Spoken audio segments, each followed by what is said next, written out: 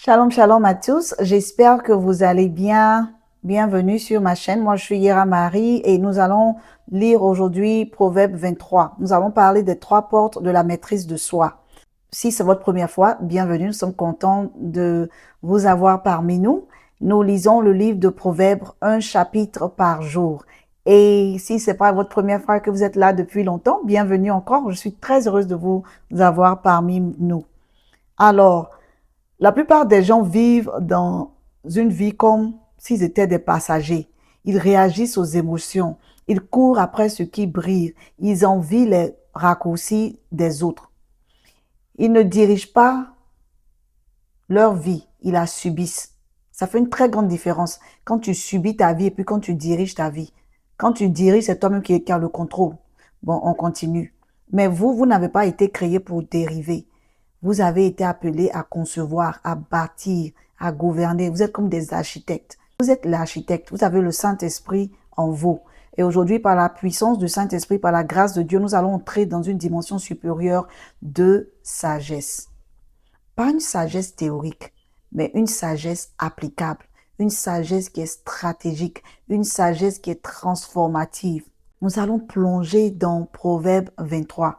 J'espère que vous avez vos cahiers pour écrire, ou bien si vous pouvez, vous mettez ça sur pause et vous écrivez. J'ai aussi appris quelque chose qu'on appelle dubbing, où je vais parler en français maintenant et puis l'ordinateur va changer en anglais avec YouTube. Donc j'espère que ça va marcher.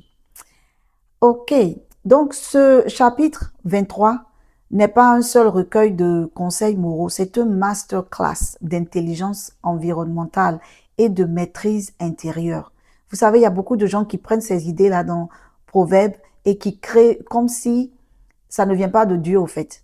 C'est une intelligence, tu dois avoir l'étiquette, tu dois savoir comment manger à table, tu dois savoir comment faire. Tout ça est dans la Bible.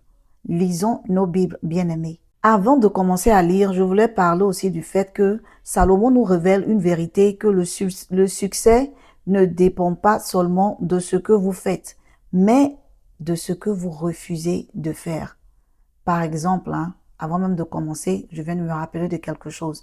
Si vous avez 1 million d'argent sur vous, que ce soit de dollars ou de francs CFA ou je ne sais pas d'où vous êtes, vous avez le choix. Vous avez le choix d'aller mettre ça à profit, d'acheter un terrain, de le multiplier, d'acheter des cryptos, de multiplier de l'argent pour que dans 5, 10, 15, 20 ans, vous avez toujours des revenus. Ou vous pouvez faire le choix d'aller le dépenser au magasin, acheter des habits, acheter des choses, ce qui n'est pas mal aussi. Donc, le succès ne dépend pas seulement de ce que vous faites, mais de ce que vous refusez de faire.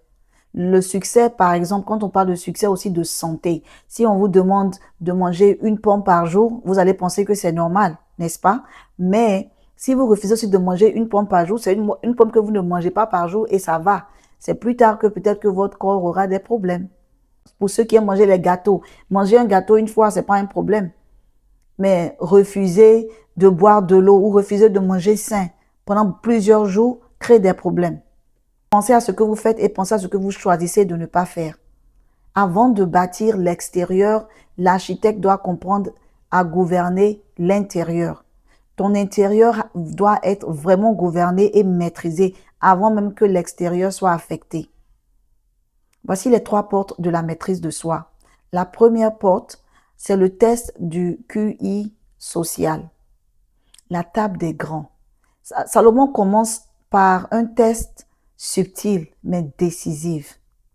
Il dit au verset 1 et 2, si tu es à table avec un grand, fais attention à ce qui est devant toi. Mets un couteau à ta gorge si tu as trop d'avidité. Quand on parle de couteau, tu penses que c'est un langage fort, mets un couteau à ton cou. Il a raison. Ce n'est pas de la violence, c'est une métaphore de retenue. La table représente l'accès. L'accès aux opportunités, l'accès au cercle d'influence, l'accès aux plateformes, l'accès aux portes que vous devez prier pour voir s'ouvrir. Et voici la vérité qu'il a dit. Quand vous rentrez dans une pièce d'influence, on n'évalue pas votre talent, on observe votre maîtrise. Si vous vous jetez dans les délicatesses, les privilèges, l'attention, les avantages, les compliments. Vous montrez que vous êtes dirigé par votre faim. Vous n'avez rien à prouver. Vous arrivez quelque part, soyez vous-même. Mais faites attention aussi. Même si vous n'avez pas mangé, vous avez faim. Faites attention. Et celui qui détecte votre faim apprend comment vous contrôler. C'est pour ça que beaucoup d'entre nous sont contrôlés par les patrons, par l'environnement, par les social media, par beaucoup de choses. Alors, les 2 points que je veux que vous reteniez pour cette première porte. Numéro 1, ne laissez jamais votre désir pour le siège vous faire perdre votre sens. Numéro 2, si vous ne contrôlez pas votre appétit, la table vous contrôlera. La discipline commence dans les lieux visibles. Quand tout le monde regarde, soyez disciplinés. Amen. La porte numéro 2, l'illusion de l'aigle, la richesse et le mindset.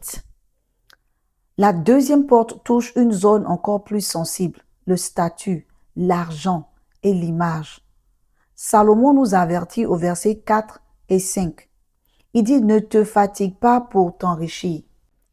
Versets 4 et 5, nous voyons Salomon nous dire « Ne te tourmente pas pour t'enrichir, n'y applique pas ton intelligence. » Verset 5, « Veux-tu poursuivre du regard ce qui va disparaître? Car la richesse se fait des ailes, et comme l'aigle, elle prend son envol vers les cieux. » Amen. Il dit aussi au verset 6, « Ne mange pas le pain de celui dont le regard est malveillant, et ne convoite pas ses friandises. Car il est comme les pensées de son âme, mange et bois, te dira-t-il, mais son cœur n'est point avec toi. » Verset 8, « Tu vomiras le morceau que tu as mangé, et tu auras perdu tes propos agréables. » Nous voyons ici que Salomon ne condamne pas la richesse. Il condamne l'obsession. Quand votre identité est liée à ce que vous possédez, vous bâtissez sur une fondation qui peut s'envoler du jour au lendemain. L'aigle est impressionnant, mais impossible à attraper. Plus vous courez après lui, plus il s'éloigne. Et Salomon a donné la clé au verset 7. Il dit « Car il est tel que sont les pensées de son âme. » Bien-aimé, vous ne devenez pas une personne de valeur en poursuivant l'argent. Vous devenez une personne de valeur en transformant votre monde intérieur. La richesse durable suit toujours une identité alignée. La porte numéro 3 est une porte qui est très critique, car tout ce qui n'est pas gardé finit par être envahi. C'est la forteresse du cœur, l'envie et le focus. Au verset 17, Salomon nous dit « Que ton cœur n'envie point les pécheurs, mais qu'il ait toujours la crainte de l'Éternel. » Verset 17. « Que ton cœur n'envie point les pécheurs, mais qu'il ait toujours la crainte de l'Éternel. » Verset 18. « Car il est un avenir, et ton espérance ne sera pas anéantie. » Verset 19. « Écoute, mon fils, et sois sage. Dirige ton cœur dans la voie droite. » Verset 20.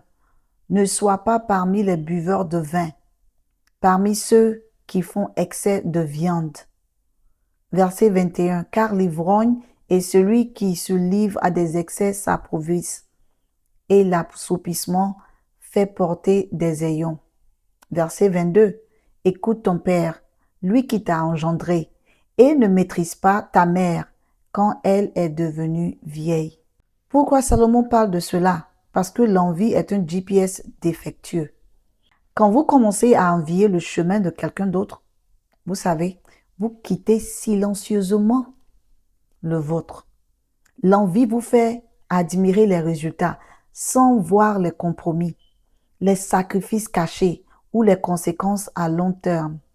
L'envie vous fait admirer les résultats sans voir les compromis, sans voir les sacrifices cachés et sans voir les conséquences à long terme. Et Dieu conclut dans une invitation bouleversante au verset 26. Il dit « Mon fils, donne-moi ton cœur et que tes yeux se plaisent dans mes voies. » Alléluia. Seigneur, nous prions que nos cœurs te soient donnés, que nos yeux se plaisent dans tes voies, que nos yeux voient tes voies comme de l'or, que nos yeux voient tes voies comme la seule voie à suivre. Que, vous savez, vos yeux se plaisent sur ce quoi vous vous focalisez. Ce que vous regardez tout le temps va façonner ce que vous devenez. Si vous fixez vos regards sur le drame, vous allez cultiver le chaos. Si vous fixez vos regards sur la sagesse, vous allez sécuriser votre avenir. En résumé, voici les 3 choses que nous devons retenir. À table, pratiquez la retenue, s'il vous plaît.